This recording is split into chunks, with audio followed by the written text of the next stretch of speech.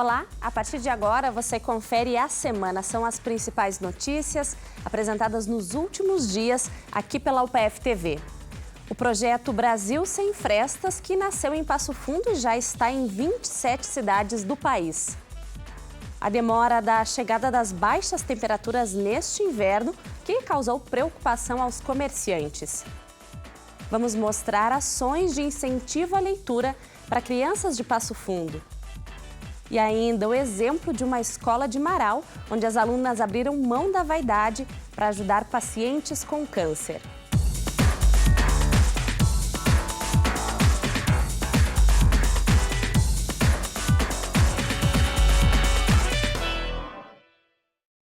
Há cerca de uma semana, o cartório eleitoral de Passo Fundo ficou alagado devido a um cano de água que estourou. Depois do susto, o trabalho aos poucos vai voltando à normalidade. Bom, depois do susto desse cano que estourou e acabou alagando aqui o cartório eleitoral de Passo Fundo, agora o trabalho está voltando à sua normalidade. A gente vai conversar com a Sorreila Vivan, ela é chefe da zona eleitoral número 128 aqui de Passo Fundo. Sorreila, tudo bem? Tudo bem. Foi um susto, hein? Foi um susto. Quando nós chegamos, nos deparamos com todas as dependências, com bastante água, né?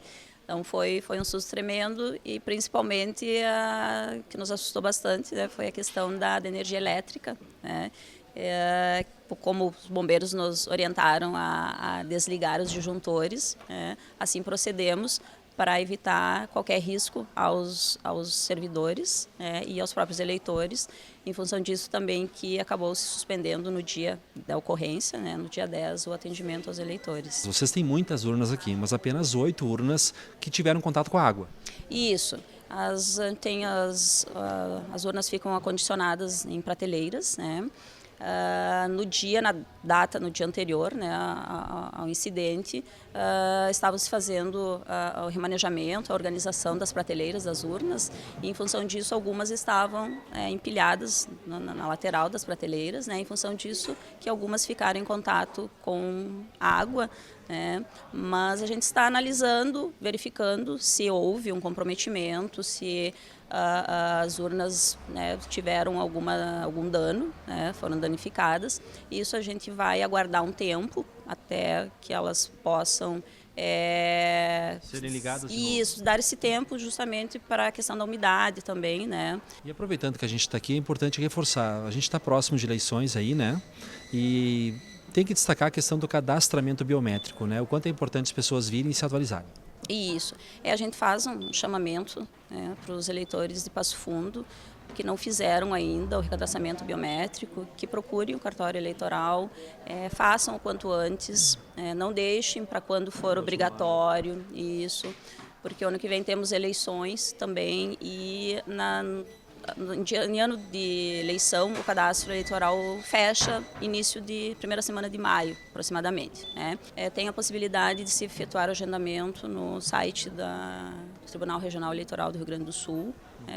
Tem no menu Eleitor e Eleições, agende seu atendimento. É bem fácil, só seguir os passos, né? Agendar o atendimento. Assim o eleitor otimiza o seu tempo, né? E a nossa organização aqui também para o atendimento fica melhor, porque a gente percebe que muitos eleitores chegam conjuntamente, parece que é uma combinação, inclusive, né?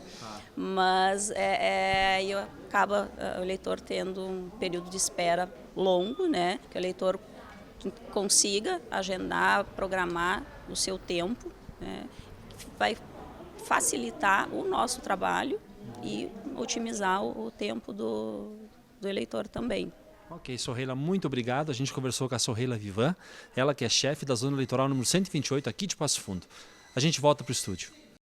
A APACE, Associação Passofundense de Cegos, está completando 20 anos.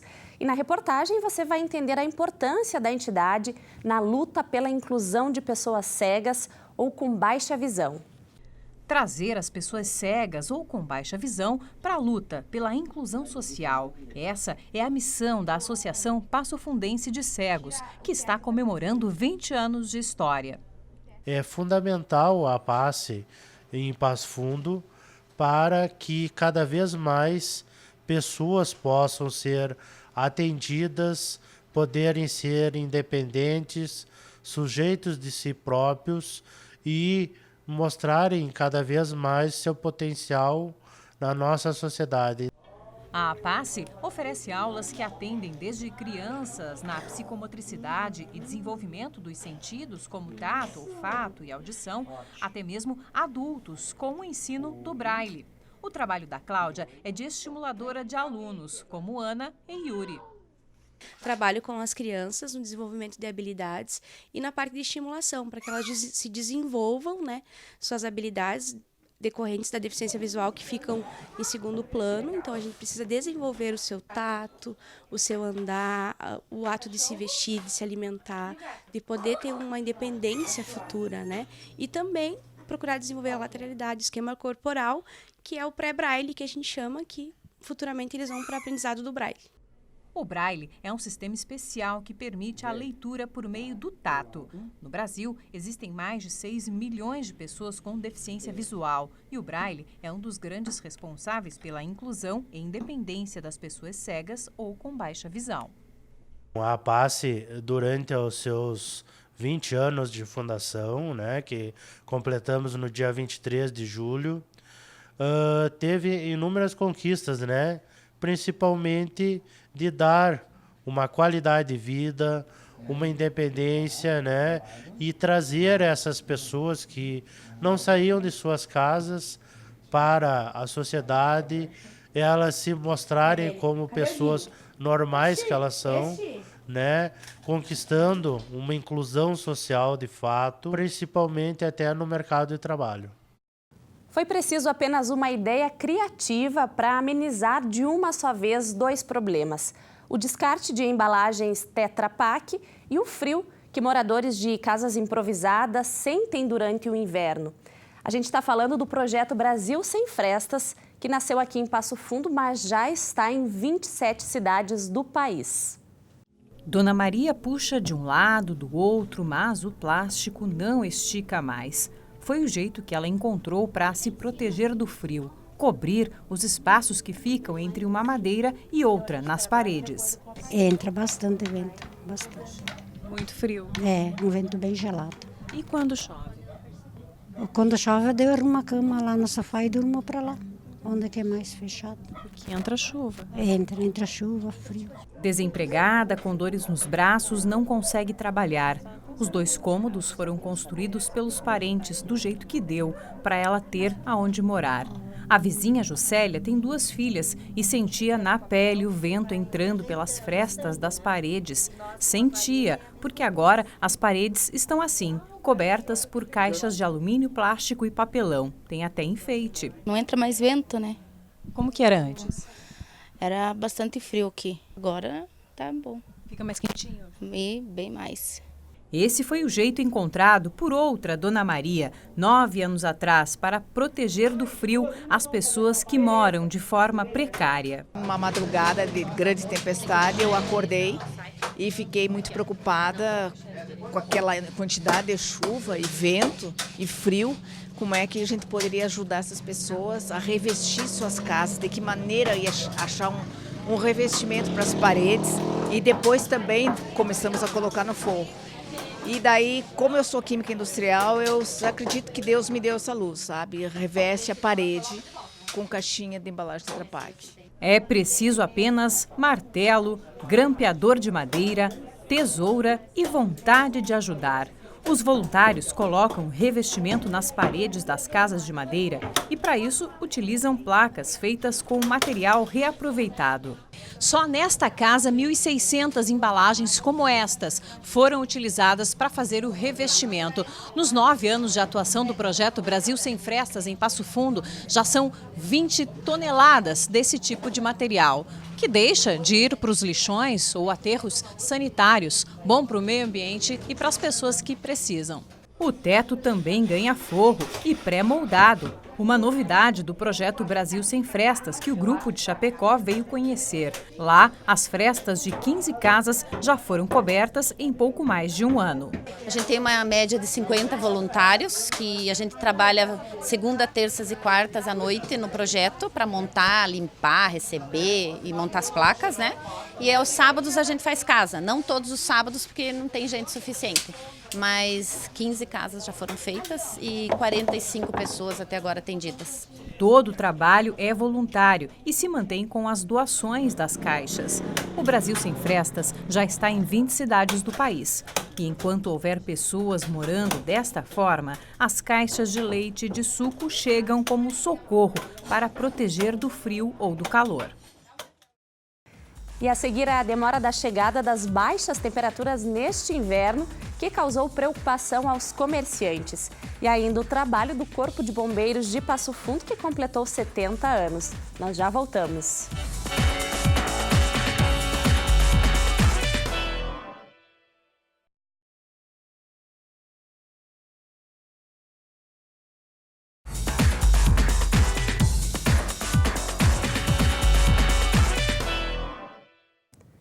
Mesmo com os dias de frio intenso nesse mês, o comércio de Passo Fundo ainda não está animado com as vendas. É que a estação mais fria do ano começou com temperaturas acima da média e a previsão é de muita instabilidade no decorrer das próximas semanas. Sol, calor, temperatura em 24 graus e estamos em julho. Isso mesmo, você ouviu bem, julho. Aqui em Passo Fundo, o inverno começou tímido, teve uma semana de temperaturas negativas e agora o calor retorna. E aí, como ficam os comerciantes que enchem seus estoques de roupas quentes e calçados para o inverno? Nossa expectativa é que tenhamos agora, no restante de inverno, que a temperatura também fique a temperatura baixa e que nós possamos vender o nosso inverno, para nós não deixarmos o nosso estoque para o próximo ano. Né? Depois vai ter que vir as liquidações e não é muito bom. De acordo com a CDL de Passo Fundo, o mês de julho deste ano, só naquele período de uma semana de temperaturas baixas, cresceu 26% em vendas em relação ao mesmo período do ano passado. Como o frio veio, agora esquentou um pouquinho, mas vai retornar, nós estamos com uma expectativa positiva de crescimento em torno de 6 a 7% em relação ao mesmo período de inverno do ano passado. O que tu acha que pode atrapalhar esse crescimento das vendas do comércio? Olha, num contexto geral, a parte da política atrapalha um pouco porque o consumidor ele fica receoso no investir. Essas reformas que não têm fim, não conseguem se concretizar, isso aí deixa realmente as pessoas um pouco inseguras no consumir. O inverno de 2018 teve um crescimento de apenas 5% em relação ao ano anterior. A principal razão foi a instabilidade na temperatura. Este inverno está tendo altos e baixos, o que preocupa quem necessita do clima para impulsionar as vendas. Então nós torcemos que a temperatura que volte, e parece-me que a semana que vem já temos temperatura mais baixa e que nós possamos vender todo o estoque do nosso inverno. As pessoas consomem por dois motivos, a necessidade de comprar alguma coisa e o desejo. Então, com a mudança da estação, se cria o desejo de consumir, mas se o clima não colaborar, não tem essa concretização dessa venda. Então, realmente, o comércio perde muito com isso. Para o consumidor, céu limpo e temperaturas amenas agrada. Já para quem depende do frio para vender seus produtos, termômetro na casa dos 24 graus em pleno julho preocupa. Que o inverno seja inverno. Né? Que o inverno seja inverno. O que nós estávamos constatando, que nós estávamos em pleno outono e com a temperatura de verão. O 7º Batalhão de Bombeiros Militares de Passo Fundo completou 70 anos de atuação aqui na região. Essa foi a primeira unidade do norte do estado. Veja então um pouco dessa história. Até os pequenos, como o Jorge, são inspirados pelo trabalho que o 7º Batalhão de Bombeiros Militar de Passo Fundo realiza. Bombeiro, apagar fogo. São 70 anos de trabalho no município, registrados nestes livros, com as certidões de ocorrência desde 1949 até abril de 2016. De lá para cá, o trabalho é digital. No passado, a gente trabalhava com a ferramenta que era o telefone. Telefone, uma caneta e um papel, que a gente tirava o aviso e dali a gente tinha que, para confirmar a ocorrência e tal, isso aí tudo era mais difícil. Hoje não, hoje o computador ele faz tudo. Hoje tu procura cadastrar. O computador você cadastra uma viatura, cadastra o efetivo que está de serviço, né? Até para segurança, no caso, do pessoal que está trabalhando. A gente já puxa ali o endereço, puxa o telefone que ligou, a gente pode confirmar se é verdade ou não a ocorrência. Essas transformações não foram só nas ferramentas de trabalho. Durante este tempo, o 7º Batalhão passou a comandar 10 unidades na região, todas implantadas após a chegada em Passo Fundo. Conforme a população da região norte do estado foi crescendo, foi havendo a necessidade de implantação dessas outras unidades, e a unidade mãe, que comanda essas unidades todas, foi a que deu todo o know-how, que deu todo o suporte para que essas unidades pudessem ser instaladas e crescerem, e possibilidade de atender 78% da população do norte do estado do Rio Grande do Sul. 10 unidades que pertencem ao 7º Batalhão atendem 132 municípios do norte do Rio Grande do Sul. Um dos batalhões com o maior número de equipamentos de ponta dentro da corporação no Rio Grande do Sul. Nós temos um efetivo muito aguerrido, um efetivo que está dia e noite trabalhando em prol da comunidade de Passo Fundo. A corporação tem o orgulho de nunca ter parado, 24 horas por dia, 7 dias por semana, durante esses 70 anos de existência aqui na nossa cidade. Para o trabalho dar certo, dedicação, amor e compromisso não podem faltar. É nisso que o Ismar, bombeiro há 37 anos, também acredita. O ser humano sem viver, vamos dizer, em coletividade, ele não sobrevive, né? E eu não fujo a essa regra aí, que eu tive que me obrigar a ter esse prazer de ajudar a outra pessoa até para satisfação pessoal. Eu diria que é uma motivação, depois é uma profissão. Os métodos usados para avaliar os estudantes foram tema de um workshop aqui na UPF. Durante 2 dias, professores dos cursos envolvidos na área da saúde se reuniram para discutir e aprender novas estratégias de avaliação. Veja só. Na sala, representantes dos cursos de medicina, medicina veterinária, farmácia, enfermagem, serviço social e educação física, todos cursos da UPF. Eles estão atentos ao workshop que debatia as chamadas avaliações programáticas, ou seja, como aplicar da melhor forma os princípios e métodos da avaliação educacional. Professores da UPF participaram de uma atividade lá na USP em Ribeirão, e a partir dali ficou definido que seriam realizados esses workshops locais com o objetivo de a gente conseguir fazer um processo de multiplicação em relação à formação dos professores, visando constituir um programa de avaliação do estudante, considerando tanto a avaliação somativa, que é aquela que vale nota, quanto a avaliação formativa, né, que vai fazer toda a diferença, né, no processo de acompanhamento do desenvolvimento das atividades dos estudantes. Essas avaliações elas são muito assim pontuais, são muito às vezes punitivas, né, que leva aquela coisa, vamos dizer, não é só punitivo, mas é o prêmio e castigo, né, passa ou reprova, né, e a gente precisa passar a fazer uma avaliação do estudante que seja mais formativa, que acrescente para ele, que mostre para ele aonde que ele precisa melhorar e mostre também o que ele está fazendo bem feito e que precisa ser reforçado, mantido. A atividade é realizada pela Faculdade de Medicina de Ribeirão Preto, da Universidade de São Paulo, através do patrocínio de um conselho norte-americano de examinadores médicos. O que se observa em muitas escolas brasileiras, né, é que mesmo o estudante tendo muita atividade prática, a avaliação ainda é tradicional, lápis e papel, para saber o que ele sabe e não como ele se relaciona, entendeu? Então essa que é uma mudança importante. Então você introduzir no ambiente de prática e de treinamento métodos que permitam que você avalie também essas outras dimensões da formação do estudante. A atividade é voltada principalmente para a área da saúde, já que grande parte dos conteúdos são práticos. Provas escritas de conhecimento. E o estudante ou o profissional da saúde, ele tem que adquirir competências ou habilidades que extrapolam, como, por exemplo, se comunicar bem com o paciente, né? Habilidades assim, de orientar o paciente, habilidades que dizem respeito aos hábitos profissionais dele, né? Então a gente precisa expandir, né, a avaliação. A ideia é que após o workshop, cada curso decida a melhor forma de aplicar os métodos que foram apresentados, para que, depois de um ano, um novo encontro analise os resultados. O objetivo central do projeto é realmente que se possa, nas instituições participantes, elaborar um programa de avaliação, considerando, então, o que vai ser avaliado, em que momento, com que instrumentos, de que forma, e qualificando o corpo docente dos cursos para isso, né?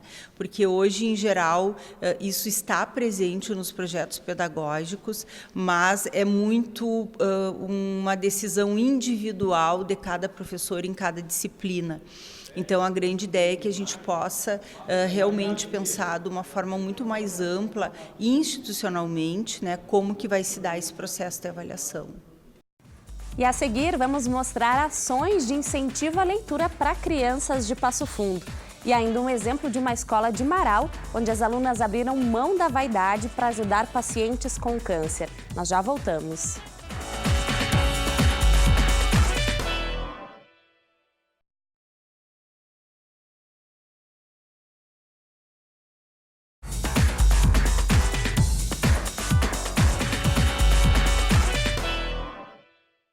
Os filmes finalistas do Grande Prêmio do Cinema Brasileiro foram exibidos no Sesc, aqui em Passo Fundo. Foram produções que concorreram ao Oscar, que foram premiadas no Festival de Cinema de Gramado e foi tudo de graça. É a primeira vez que esse tipo de evento aconteceu aqui na cidade. Que presente nunca foi pedido por ninguém? A senhora não queria me dar um presente? Qualquer um? Pois então, eu quero um circo.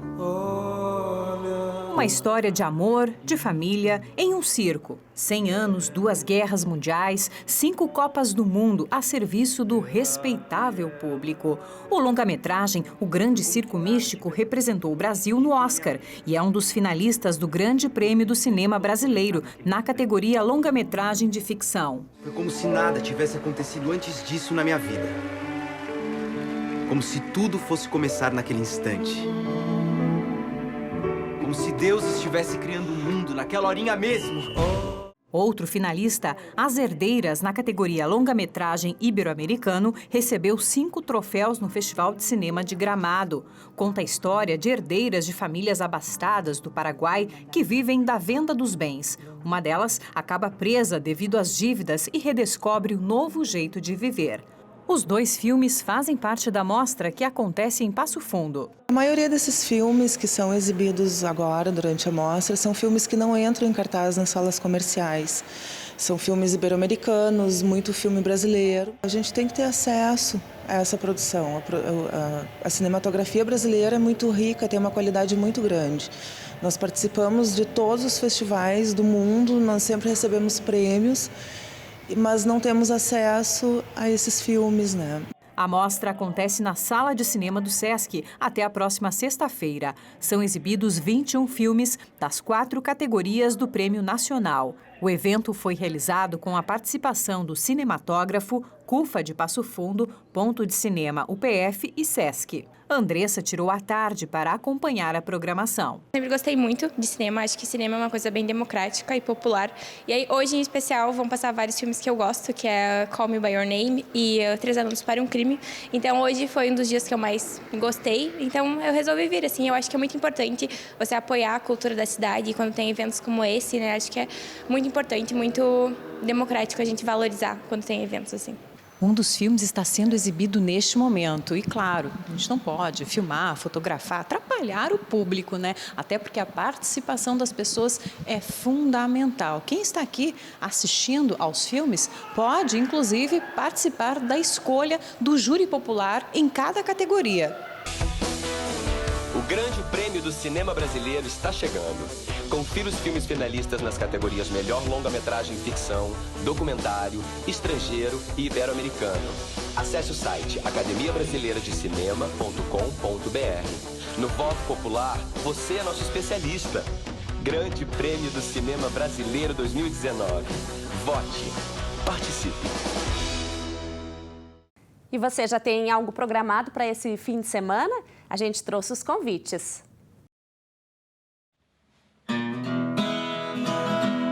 Mas é que se agora para fazer sucesso, para vender disco de protesto, todo mundo tem que reclamar. Fala, galerinha de Passo Fundo, eu, Raulzito Amorim e os Feras estaremos com vocês no Teatro do Sesc às 20 horas no dia 21 de julho, agora, domingo. Espero vocês lá. Pede Raul, bicho, agora é a hora. Toca Raul. Prefiro ser essa metamorfose ambulante sempre. Até lá.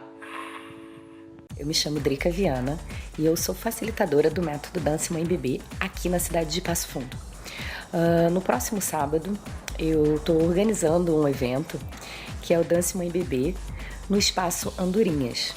A partir das 15 horas, mães e bebês de 1 mês até 1 ano de idade estão convidadas a participar desse movimento, que é trazer presença e vínculo com a dança, né? E através da fluidez das nossas emoções na maternidade. Então, fica aqui o meu convite. O evento vai acontecer na Rua Moron, 803, bairro Petrópolis, no Coletivo Andorinhas. Se vocês tiverem alguma dúvida, podem nos procurar nas redes sociais, procurando Fada Drica ou Coletivo Andorinhas. Até lá! Em oficina de teatro esse sábado, 10 horas da manhã, aqui no Andorinhas Coletivo em Movimento. Tá afim? Então me manda uma mensagem, saiba mais e a gente confirma a sua inscrição. 99905-2888. Valeu! Amigos de Passo Fundo e região, eu sou Elton Siqueira, sou escritor, psicólogo e estou dando uma passadinha aqui para convidar você para um evento no sábado, dia 20, próximo sábado às 16h30, na livraria do Bela Città, Nobel. Estarei fazendo o lançamento do meu primeiro romance. Gostaria muito que você fizesse presença. Convide um familiar, convide um amigo e vamos falar de literatura. Aguardo por você. Agora a gente fala sobre ações de incentivo à leitura. É que aqui em Passo Fundo, algumas iniciativas buscam inserir os livros na vida das crianças. Olha só. Uma cama estava muito dura. Outra muito mole. Uma cama estava muito boa. Deitou e dormiu. A Alana não sabe ler, mas isso não significa que as figuras dos livros não despertem a imaginação. O que vocês mais gostam de fazer aqui na biblioteca? Estudar. Estudar e escolher livro. Que livro você escolheu aí? O do urso. Eu peguei esse aí e emprestei um pouquinho pra ela. Legal. E essa historinha aí é legal? O que tem nela? Ela tem um ursinho e um trezinho. Ela e os colegas se divertem e descobrem novas histórias na biblioteca da escola. Os livros chegaram aqui há pouco tempo. Antes, a sala era mais um espaço de recreação. Há 3 meses, ganhou forma de biblioteca. Os livros foram doados através do projeto do Gabinete de Leitura. O Gabinete da Leitura foi uma sugestão de um grupo de professores que me procurou e me orientou a criar um projeto na Câmara de Vereadores que incentivasse a leitura. Então, eu me reuni com os professores e, através de um professor que eu tenho no gabinete e uma advogada, elaboramos o projeto de lei, que é um projeto de resolução aprovado por todos os vereadores da Câmara de Passo Fundo, e ele é bem prático. Todo mês a gente percorre uma escola do município e faz a entrega de 100 exemplares. A gente acabou conseguindo ampliar a biblioteca da escola, né? Que na verdade a gente tinha bem menos livros, né? E a gente não tinha os nichos, que a gente também recebeu a doação dos nichos para poder montar a biblioteca, e a partir disso que a gente conseguiu fazer a montagem da biblioteca na escola para que as crianças conseguissem manusear e utilizar os livros no dia a dia. Aproveitem, com certeza, eles adoram, né? Vocês estão podendo ver, né, que eles adoram, gostam, e vai além da imaginação, né? Eles contam as histórias, recontam, muito importante, com certeza. E não foram só os pequenos que ganharam. Nessa escola de educação fundamental, todos os alunos foram presenteados através de outra iniciativa. Juntos, o Alexandre e o Matheus distribuíram livros que foram escolhidos conforme a faixa etária de cada criança. Todo mês, quando eu vou fazer compra com a minha esposa, a minha filha sempre diz: pai, vamos comprar um livro. Então, eu incentivei ela, eu fiz uma troca. Eu disse: tu pode comprar todo mês um livrinho. E daí, esses dias, ela disse para mim assim: pai, por que tu não faz uma doação de livro lá para a escola que eu estudo? Daí, se conversando com os parceiros, eu faço parte de uma ONG também, daí resolvi fazer uma porcentagem da Estética Carleiria, onde eu destino R$2 de cada carro para a compra de livros. Em vez de dar um doce, dar um brinquedo, alguma coisa, a gente estava dando um livro incentivando a leitura. E desde então a gente começou já a fazer essa atividade tanto em escolas, além de estar dando um apoio às escolas, vendo que tem necessidade nas escolas. Muitas crianças precisam de agasalho, alimento, alguma coisa assim. A gente está dando apoio em algumas escolas e a gente também incentivando as crianças à leitura. A gente ficou bem feliz da escola ser atendida. E a leitura é sempre importante. Eu sempre falo para os alunos que através da leitura a gente conhece lugares, a gente aumenta o vocabulário, tanto para falar ou para escrever. Então a leitura é essencial. Apesar de terem nascido de ideias diferentes, as duas ações têm algo em comum: incentivar desde cedo a leitura. Fiquei até muito emocionado que uma criança disse assim para mim: eu não gostei do livro, eu amei, tio. Então isso é muito gratificante, porque assim, a gente poder fazer um pouco para as crianças, dar um livro de leitura, de atividade, para eles poderem aprender mais, é a melhor coisa que tem na face da terra. Que tal fazer boas ações em parceria com seus colegas de trabalho ou de estudo? No município de Marau foi criado o projeto Boas Ações na Tua Escola. E a gente mostra agora o exemplo da escola 28 de fevereiro, onde as alunas abriram mão da vaidade para ajudar pacientes com câncer. As mãos dadas servem de incentivo e força para um momento importante: cortar os cabelos compridos para doar.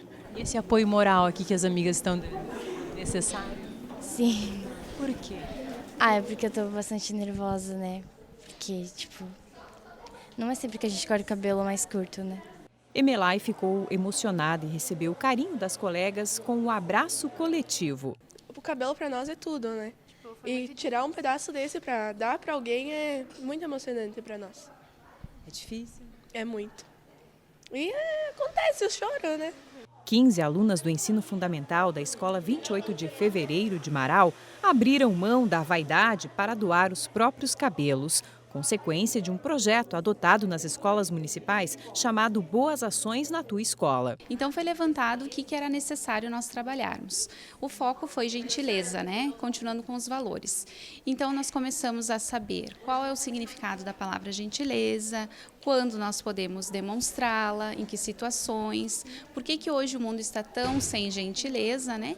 E aí cada disciplina trouxe uma atividade. É muito importante porque às vezes isso fica de lado, né, nos projetos convencionais, até no nosso dia a dia, né? E quando a gente vê isso nascendo dentro da escola, dentro da Secretaria de Educação, por iniciativa de profissionais, de quem vive na cidade, você sentir isso e ver que isso faz parte e que isso vai transformar a vida de alguém, esse é um dos projetos mais importantes e de maior impacto, eu imagino, que a gente tenha visto nos últimos meses, nos últimos anos aqui em Marau. Emanuele teve um motivo bem pessoal para fazer a doação dos cabelos. A minha mãe teve câncer e a minha tia também, e que a gente visitou o hospital. E daí eu dei a ideia de a gente visitar o hospital também e levar ou roupa ou brinquedos, né? E daí a prof chegou a ideia de a gente cortar o cabelo. A prof achou que poucas meninas iam concordar, né? Mas daí a sala inteira resolveu cortar os cabelos. Rafaela, Duda, Emily, as mechinhas foram identificadas com o nome das alunas. E todo esse cabelo aqui vai ser doado a instituições que cuidam de pessoas com câncer e que passaram pela quimioterapia. Quando isso acontece, ocorre a perda total dos cabelos. Para melhorar um pouquinho a autoestima, então vão ser transformados em perucas. A gente vai decidir, junto com as meninas, que entidade vai ser beneficiada e a gente vai fazer a entrega dos cabelos para a confecção das perucas. A ideia da doação surgiu depois que os alunos da escola assistiram ao filme Escrevendo uma Nova Vida. A personagem principal é uma adolescente rebelde que quer fazer sucesso com sua banda de rock. Ela recebe uma carta misteriosa de remetente desconhecido com um conteúdo que a encanta. Ela passa a procurar o autor da carta e encontra em uma casa de repouso. Suas experiências a partir daí mudam a forma de viver a vida. Ela também aproxima o autor da carta de um amigo que tem leucemia e perde os cabelos. A história sensibilizou as alunas da escola que fizeram a doação dos cabelos como um gesto de gentileza. Elas estavam assim querendo passar adiante essa sensação que elas tiveram com o projeto Gentileza da escola. Eu acreditava que umas 5, 6 iam querer doar porque o apego ao cabelo, né? E a minha surpresa, todas, 100%, aceitaram fazer a doação. Elas estão se desprendendo de um conjunto muito mais amplo do que o cabelo apenas. Elas estão doando parte de alma e coração delas. Em grupo, elas cortaram. Em grupo, elas seguem de visual novo, uma apoiando a outra e todas apoiando pacientes com câncer. E a gente fica por aqui. Na próxima sexta temos um novo encontro. Obrigada pela sua companhia e até lá!